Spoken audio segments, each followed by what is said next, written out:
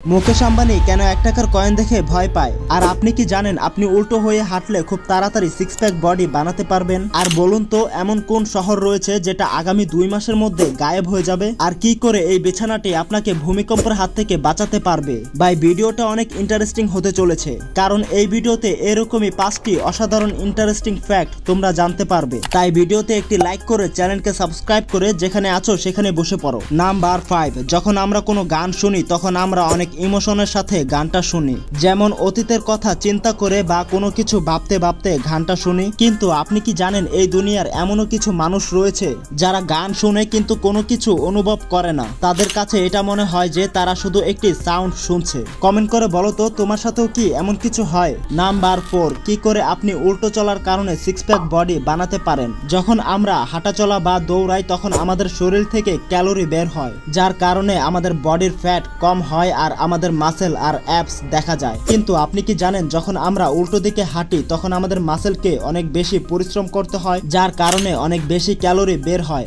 আর এই কারণে সোজা হাঁটার বদলে আপনি উল্টো দিকে হাঁটলে সিক্স প্যাক বডি খুব সহজেই বানাতে পারবেন। নাম্বার 3, এই আর্থকুইক বেডটা যে বানিয়েছে সে সত্যি একটা জিনিয়াস। কেননা যখনই পৃথিবীতে ভূমিকম্প হবে তখনই এই বেডের সেন্সর ভূমিকম্পকে ডিটেক্ট করে বেডের উপরে শুয়ে থাকা ব্যক্তিকে ভিতরে নিয়ে যাবে, যেটা কিনা স্টিল দিয়ে তৈরি করা হয়েছে। আর এটার সাপোর্টের জন্য চারপাশে স্টিলের রড লাগানো রয়েছে। আর ইমার্জেন্সির জন্য এটার ভিতরে মেডিকেল সাপ্লাই, খাবার এবং কি ফায়ার ফাইটিং যন্ত্র দেওয়া হয়েছে। আর আপনার যদি অক্সিজেনের জন্য চিন্তা হয় তাহলে আপনাকে জানিয়ে রাখি যে এটার পাশে একটি ছোট্ট জানালা লাগানো রয়েছে, যার কারণে আপনি নিঃশ্বাসও নিতে পারবেন। আর এই বেডের অনেক ধরনের মডেল রয়েছে, যেমন রোলিং বেড, স্লাইডিং বেড, আরো অনেক ধরনের মডেল রয়েছে। আর এই বেডটি চালু হওয়া মাত্রই এটির লোকেশনটি ট্র্যাক করে রেস্কিউ টিমের কাছে পাঠিয়ে দেওয়া হয়, যেন রেস্কিউ টিমের ওই ব্যক্তিকে খুঁজে পেতে সহজ হয়। নাম্বার 2, এই পুরো শহরটা আগামী 2 মাসের মধ্যে গায়েব হয়ে যাবে। এটি হচ্ছে আইস সিটি, যেটি কিনা অসাধারণ একটি শহর। চায়নাতে এই সুন্দর শহরটি বানানো হয়েছে,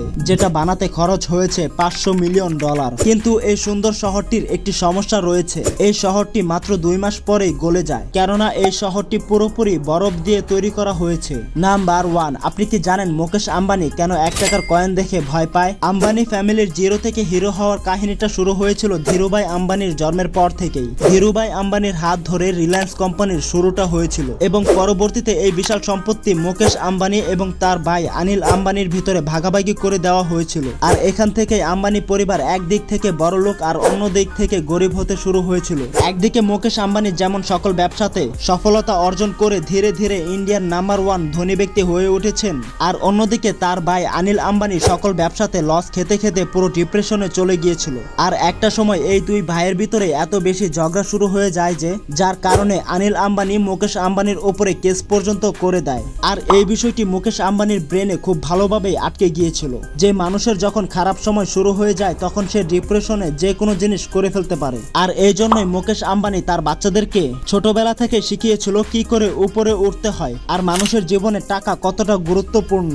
আর এই জন্যই মুকেশ আম্বানি গরিব হতে ভয় পায়, কেননা সে জানে গরিবরা 1 টাকার জন্য লড়াই করে।